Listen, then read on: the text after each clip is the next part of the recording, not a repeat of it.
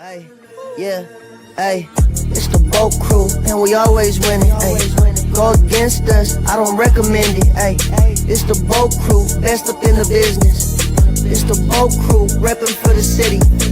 Macking on and off the field like Khalil. They hate on us cause we keep it too real. I'm talking smack like Phil Rivers in the field. Oh, you mad again cause we kept it real? Why you mad? Hey, I'm talking smack, I feel like Uncle Dave. Hey, I bring the pain, I feel like Derwin James. I could run and gun, I feel like Herbo down the lane. I feel like LT the way I'm stiff arming these lanes. We just wanna win, we just wanna win, yeah. Ay, we just wanna win, we just wanna win, ay. Putting on for the city, putting on for the city. We just wanna win, we just wanna win, yeah. Hey, welcome to the Bolt Crew podcast with Mario O'Hare, Dave Palais, and Josh Palais. Dave cannot make it. He's on TV. He hit it big, guys. He left us all behind. He told me and Josh this morning to go F ourselves. No, but he's just doing a gig. We're doing an emergency pod with the big news. Mike Williams has retired from the NFL. Josh, first thoughts, did you see it coming? And how rattled are you from 1 to 10? All right, man. So it's good to see you again. Feel like I haven't seen you in a full day. Dude, I'm not rattled. I'm 100% not rattled, Mario. This is exactly like when somebody tells you to F off, but you never liked them in the first place. And you're like, okay, that hurts, but like, I'm glad you're leaving. And I hope Mike Williams is okay. I really don't know anything because this literally just happened. But I'm completely fine. And I hopefully this opens the door for maybe a Keenan Allen reunion or Scary Terry to come to the Chargers. That's kind of how I felt. It like not really surprised, more kind of like saw it coming, right? This guy's been dealing with injuries the past 3 seasons. He hasn't really been himself. We've seen it recently with more and more guys stepping away from the league earlier and earlier in their careers. And Mike Williams is just another example that sucks because he's an extremely good talent. But now what do the Chargers do? Because as soon as I heard this news, I wrote this down. I wanted to ask you this, Josh. Is the Chargers receiver room, is it better than it was last year? Because I really don't know now. Like, I have no idea if they really took a giant step from what they were last year with the very not talented room. Good question. I think it's better because you'd want to think that this version of Ladd is better than last season's version of Ladd, even though that was really good. And then you'd assume that QJ is going to take a step forward. The difference would be Trey Harris and Josh Palmer. I want to assume, Mario, that Trey Harris is better than Josh Palmer because if he isn't, we are effed. So I would say it's better, but it's definitely still one of the worst in the league at this point. Until Trey Harris proves he can play at this level, you really just do not know what you have. And as it sits today, it's very clear that QJ is going to be getting a ton of targets unless we do bring in somebody that's going to make an immediate impact like a Terry McLaurin. I'm already like pre-mad with the Quentin Johnson drops. Like, dude, like it's going to be insane. Or the route running that we throw him a 50-50 ball and like he like forgets to even jump for it and the corner does. It's like, why is the cornerback in the air and you're not? Like, freaking attack the damn football. But I think that's what we're kind of relying on a lot now. Like we talked about Trey Harris a lot. I know his contract situation with him being a 2nd-round pick is still kind of up in the air. But this also like probably opens up the door for like Lambert, the receiver out of Auburn. Like, what can he bring to this team, and can he be ready for like this big of a role coming into this season? And again, you know, they hit it out of the park last year, but like this year, you're asking a lot of these rookies, man. With a team that wants to win now, the coach that wants to win now, in a division that does not allow for a lot of errors, that's pretty scary. Talked about the Keenan Allen. I don't even think Keenan Allen's a want anymore. I think Keenan Allen's a need. Like, I think you got to call him and go, hey, it's kind of a blank check type of situation almost. I agree, man. And if you look at the production between Keenan Allen and Mike Williams last season, you would have said Keenan Allen, right? He had a much better season with the Bears than what Mike Williams did with the Steelers and the Jets. I'm with you, Mario, 100%. How do you not bring him back? He's one of the fan favorites of all time in Chargers history. I would love to have a Keenan Allen reunion. I like what you said about Keandre Lambert-Smith. He's had some injury issues in his past as well. But I like the idea of having rookies have more opportunities, right? Because we've seen it time and time again, whether it's offense or defense, when you have Henley who doesn't get his shot. I would like for guys maybe like a Rondé Gadsden to get more opportunities now. He's a guy that's kind of like a huge receiver at tight end. This could be a good thing. I hope everything's good with Mike Williams, like I said, but this could be a situation where you kind of have addition by subtraction. It could be very much welcome opportunities for other guys to come up. And like you said, this could very much be a huge moment for someone to really break out. Like last year was a perfect situation for Ladd to break out. Didn't happen right away, but like it came. No pun intended there. Jeez, man, really walked into that one. Like, God. Woo! But like Quincy Johnson, like he's got contracts coming up. Is he going to be a Charger moving forward? Is he not? Is he going to go along the Joshua Palmer route? Is he going to go along the Keenan Allen route? Not in terms of the player he is, but like in terms of production. Like, what are we going to kind of get? If I'm in his camp, if I'm his agent, or if I'm even the wide receiver coach, I'm giving him a thought in his head like, hey, it doesn't matter what happened your rookie year. It doesn't even matter. Last year you took a step, but there's multiple times when we're like, ooh, buddy, this still looks really rough. This is your moment, man, to really show us why you're a number one pick. Let's see what happens. Let's see what you got. And in reverse thing too, I guess, Josh, this puts a lot more pressure on Omarion Hampton. Like, he's got to even have it. Like, you mentioned how he could win Rookie of the Year. I think this helps his case because Ladd gets hurt. Like, it's Hampton and company that's going to run the ball and be our offense. Oh, dude, I think there's a lot of pressure on Omarion Hampton, and I think he's welcome the pressure. If you've seen his interviews or talking to the media at the Chargers facility, he's like, "This is what I live for. I've been a football player my whole life. I've had pressure on me my entire life, and I deliver when people expect it out of me." I 100% expect him to be just as good as Genty this season. I think the Chargers have a better team, and I think he's not far off from what Genty is. I'm going to go through this list, Mario, of available wide receivers, and you just tell me real quick. You're like, yes, no, what you think of these guys, okay? These are guys that are still available, listed from best to worst. It's all, your opinion, but this is who they have as the best available receiver. It's Amari Cooper. Would you want Amari Cooper to be a Charger? Yes, actually 100%. Desperately. Yeah. I would take him in a second. Keenan Allen. Yes. Gabe Davis. So I'm a homer. I'm a Gabe Davis homer. I'd take him. I'd probably take him. I would take almost anybody at this point that can produce, right? Because you really just need it at this point. Nelson Aguilar. I mean, I don't want it, but I would take it. I don't know how you feel about him.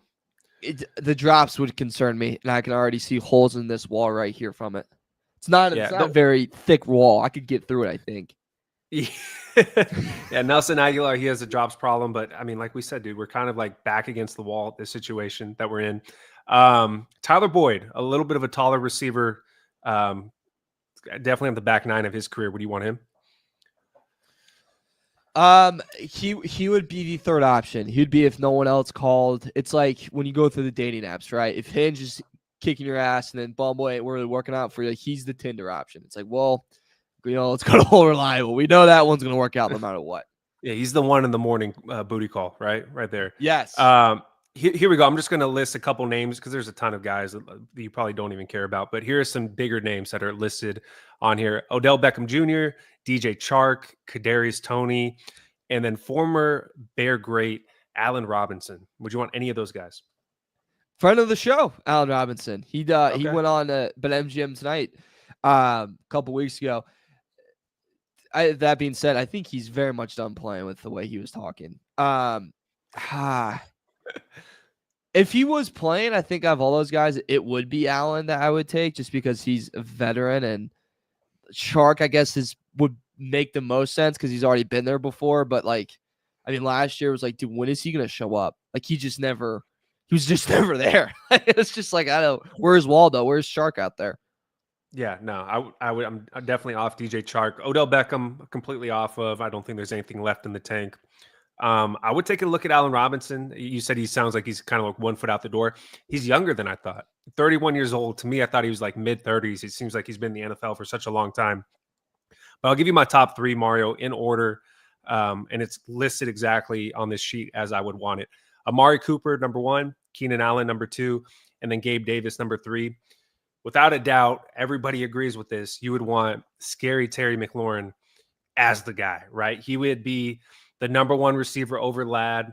They would be a great duo together. I'm curious if Joe Ortiz has any interest in making that call. I don't know how you can't, Mario. In the situation you're in right now, you have him who's pissed off in DC. You have a team that desperately needs him. With a quarterback that desperately needs him, you have to make that call for Scary Terry. You really do. And with it as well, I'm curious if this is finally what pushes them to do it, because we were screaming this past offseason, go get DK, do it. And then they don't, right? Like they just stand by, and it's like, well, it doesn't really go with what we're building right now. But with this, with how close it is to the season, with that you're already in your day one of training camp, the time is against you. Like you got to work quick. Scary Terry is a proven receiver. He's the same age as Mike Williams. He's 30 years old. He's an exceptional talent. What you would probably have to trade for, I feel like, would not be as much as you would think. And on the Commanders side, it makes sense. That is the oldest roster in football, and they just got older adding Von Miller. Like them and the Los Angeles Clippers are having a competition of who can get older. It's fascinating to me. But you could, send away Terry, and you could get some good assets from us, or just draft picks that can help maybe get Jaden Daniels, a younger receiver, that he can develop with him throughout his whole career in Washington. That just kind of seems like the best route.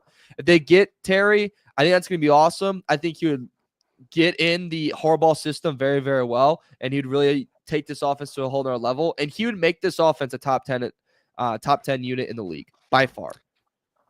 Oh, I agree with you 100%. And we all know that Jim Harbaugh loves Ohio State guys, strangely enough, right? He'd be bringing another Ohio State player. I like this question right here from Angie Barr. She says, out of those you mentioned, who's the best at the 50-50 ball? That's kind of my problem right there, Mario. None of those three guys that we listed are 50-50 guys. Scary Terry would be the best one, I would say, out of all of them. He's not the guy that's going to grab it on top of someone's head like Mike Williams used to do. But at this point, I would just take a number one receiver, even if it's not a tall receiver, because you have somebody like Trey Harris and Rondé Gadsden that you think could do that maybe. With a rookie, I'm so up in the air on it, man, because you just really don't know what you're going to get. But Angie, that kind of is a concern of mine. We really don't have a big veteran receiver that is going to be jumping up and making those 50-50 catches. No, you don't have it. And I honestly, of all of them, call me crazy, I think Gabe Davis is the one I would love the most, just because he's, one, been around the league, and two, Josh, he's never kind of been the number one guy. And we're not really asking you to be that. We're asking you to be a very good number two. And I think that's a role he excels in. He was great with that in Buffalo. This past year, struggled with the Jaguars, but I would blame that more on the Jaguars than him in that type of situation.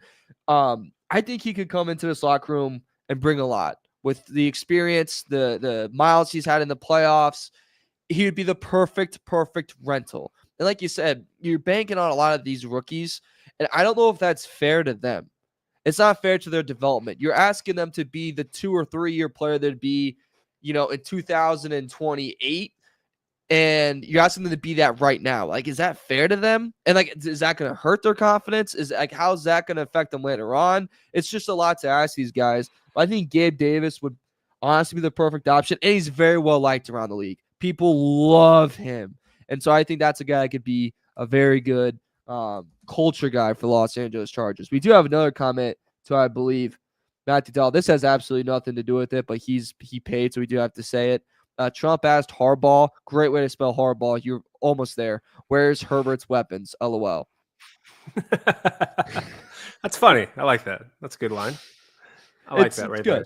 Yeah, he should have shot back at him like, oh, yeah, well, I don't want to get political, but, there's a lot of stuff you can shoot back at him with. Yeah, I mean, if you saw the Shane Gillis monologue last night, anything goes. Anything goes. I'm 100% going to put you on the spot here because I do not know the answer. Did the Chargers owe Mike Williams any money? Do we know the answer? I believe no. If you retire, it goes into it's some like weird thing. Because I remember Bulls did this with Lonzo. There's some clause, if you will, where like you don't have it doesn't count against your cap or something. It's kind of like a general manager's contract. How that doesn't count towards the cap. That would be like this. I'm pretty sure.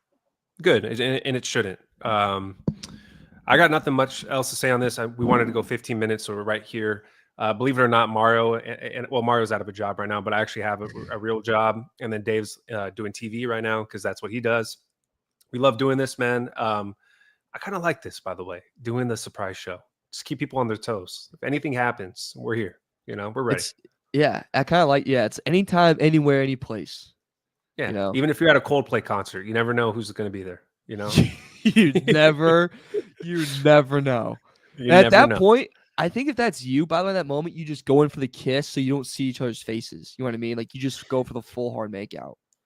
Oh, hard makeout. What about just like a easier, like just look away from the camera, not the hands on the face. My life's over. It's just too obvious, you can't. Right? Yeah, way too obvious. You automatically looked bad. Like you gotta lean into it or lean out of it and be like, oh, what's going on here? Like what? Yeah. How did you get here? How did my arms end up around you? What? Yeah. What? How'd your pants get off? What's going on? Yeah. What happened? Yeah, the funny thing is she's the chief people officer. This is totally off topic. She's the chief people officer, which is like the funniest role to have when you're gonna do that. Like chief people officer. Okay. Also, you had a great tweet on it of the Coldplay. Like they like Coldplay. Like that would be a red flag. Yeah. Imagine finding out your spouse likes Coldplay. That's terrible. All right, man. I appreciate you, Mario. If you guys have any thoughts, please comment on the video. Who do you want as the Chargers' new receiver? We need to make a move. I think that's something we can all agree on. We need to do something here. Appreciate you, man. Yeah, thank you guys so much for listening. And we're trying to get back Dave. I know he told screw us and he's going for the big money deal, but we're gonna pull some strings. You guys all asking about a list. Dave Palais is not on it, but absolutely, probably, maybe. We'll see you guys.